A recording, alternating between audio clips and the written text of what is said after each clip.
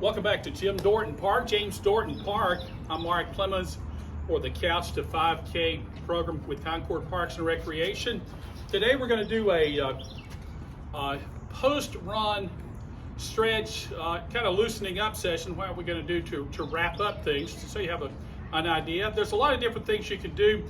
Basics, you want to start breathing.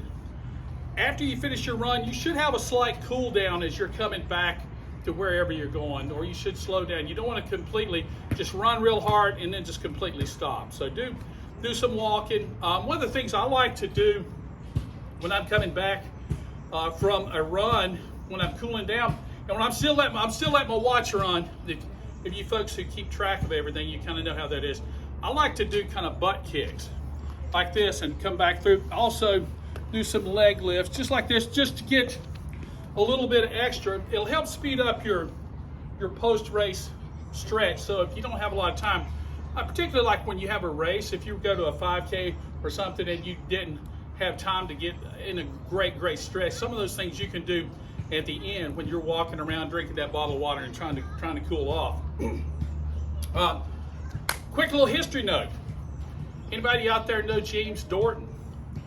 I had the pleasure of writing a story when this park was open for the Independent Tribune, the newspaper in Concord and Kannapolis. And Jim Dorton was a longtime city council person and a longtime leader in the community. And when I interviewed him, we stood out where the parking lot is today, out near Pomper Tent. And Jim and I sit and talked about the park and just how pleased he was about this park being named for him. And Jim talked about when he was a younger man, rabbit hunting in all these fields around here, and some of the fields also across Pomper Tent. So Jim was very pleased that this park is here, and I know that he's looking down on us today because people are enjoying themselves, playing tennis or having picnics and doing some of these things. And that's the kind of guy Jim Dorton was. And just a big shout out to our friend who helped with Concord City Council. I think he was a member of the board for the Cabarrus Rescue Squad and a number of different community organizations. But Jim Dorton, and again, proud to say I got to do that article and talk to Jim that day. Now let's get back to stretching. I know you came here to run and to get ready. So when I end up a workout, I like just kind of sling my arms back, breathe deeply, take some deep breaths. It's hard to do when I'm talking, but breathe in through your nose, blow out through your mouth. Get a few good deep breaths and get that oxygen back into your blood if you've been running particularly hard. I do some things that other people might not do. You see me flapping my arms around like this or things like this. I've got shoulder issues, so what I do this is just try to get a little range of motion, just some light. This is not anything hard. This just gets the blood going back, and it makes sure that I've got a good range of motion. First stretch we want to do, we're going to stretch out our shoulder joints because we always get tense up here in our neck and shoulders. So let's start first by moving our head to the left. You can pull on it a little bit if you want to, just 4 or 5 seconds there and then let it go. Now we're going to go back the other direction, pull it this way, and there, you got it. The next thing up, we'll pull our arms across, hook it with your elbow. Now the tendency in this is for this shoulder to come up around your ear. What you want to do is consciously drop that shoulder so you're stretching here the back of your arm. As you continue to breathe deeply into this, okay? Next thing you want to do is we're going to throw this arm over our head. I'll just rock it over. Try to touch the back right between your shoulder blades if you can. It's hard to do. Get this elbow. Don't push hard, but as you breathe in, when you breathe out, push it just a little bit slightly harder.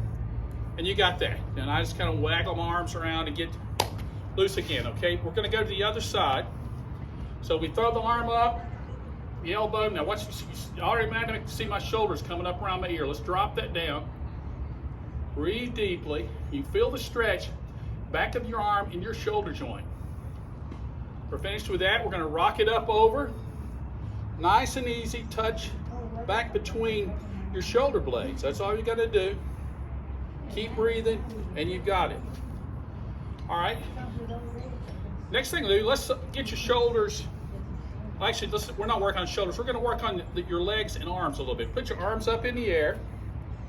Your feet are about shoulder width apart. And we're going to just drop down, bend at the waist, slight bend at the knees, and you want to hang for just a minute. You're breathing deeply. Let's do it one more time. Let's breathe. As we breathe out, let's blow out as we go down. You'll feel that in the back of your thighs. You'll feel it in the backs of your arms.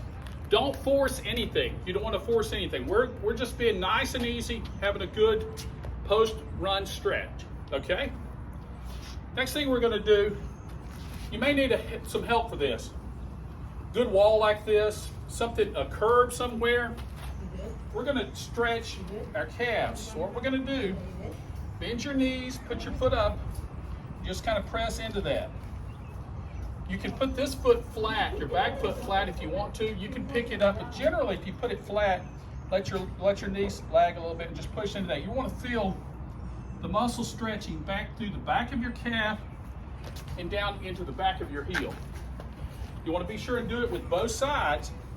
So we're going to do it on the other side as well. Just drop down. You want to feel it as you bend into it. The other thing you can do, if you don't have anything to lean on, put your foot up like this, and then stretch your hand down toward it. It'll get a little higher in the calf, but it'll still accomplish most of what you want to do by stretching out those calf muscles. Next group we're going to do, you always want to do the opposites. So what we're going to do, we're going to turn our foot up like this. Just turn it up like this. Kind of tilt that heel. Hold it for about 10 seconds, go to the other side. You're stretching right through here and in your heel joint. In your ankle joint. I don't know why I'm saying heel. We're working the ankle here. All right, you see what we're doing? I like to walk around and do that. If you're still trying to make that Strava or Runkeeper or whatever you've got hit a certain number and you're walking around in circles like you see some runners do, I will do some of these exercises while I walk in the circle. And so I can go all the way around and I can do this. And you still got your Strava, you still got your Runkeeper, still got your Garmin, whatever you're using. And you're still ticking off a few feet added to your distance. If you're crazy like me and like to get some of the more miles.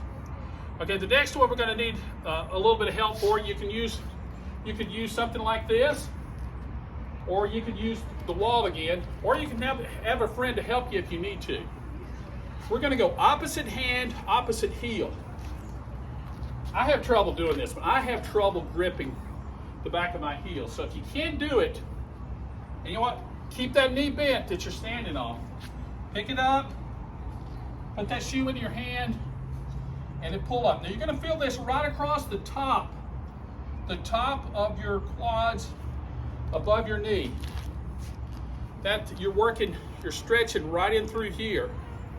And don't force anything. If you can't reach it, it is perfectly acceptable to do this and to get that. Now occasionally, I will get a cramp right in here doing that.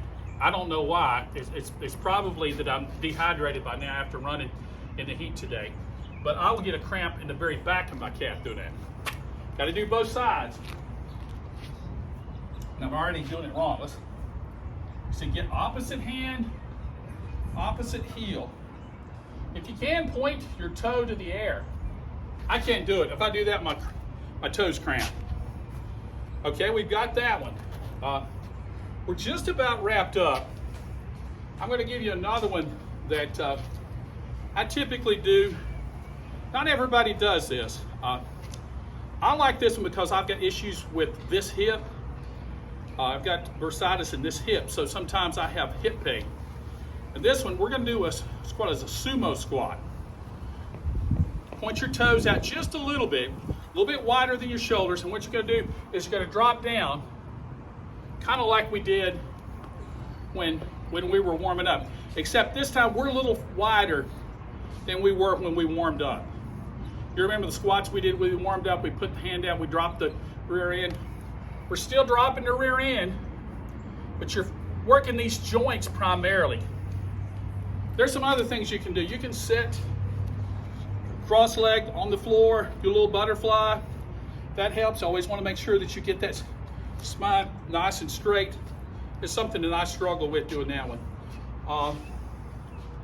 I usually do about 10 of these.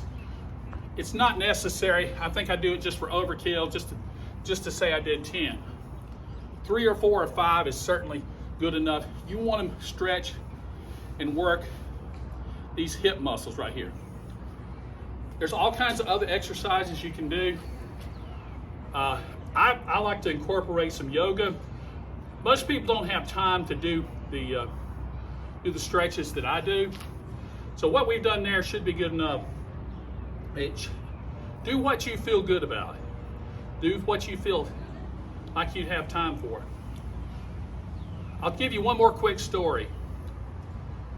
There's some people in the class here that told me, hey, you need to introduce yourself as Mark George Jones Plemmons.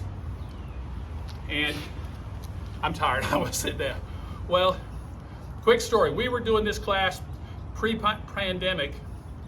We were doing a speed workout.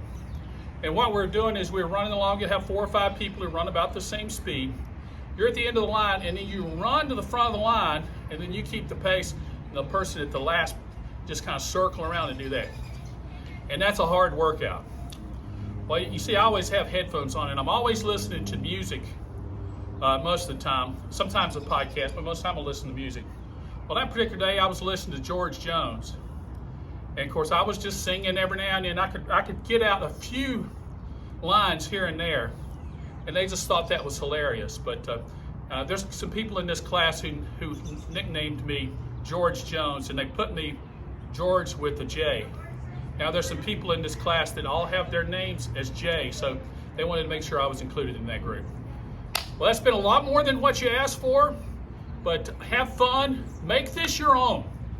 Couch to 5K is fun. It's hard work, but if you stick with it and you keep going, you'll really enjoy it. And be safe. Walk when you need to. Run when you can. And have fun. Thanks for joining us.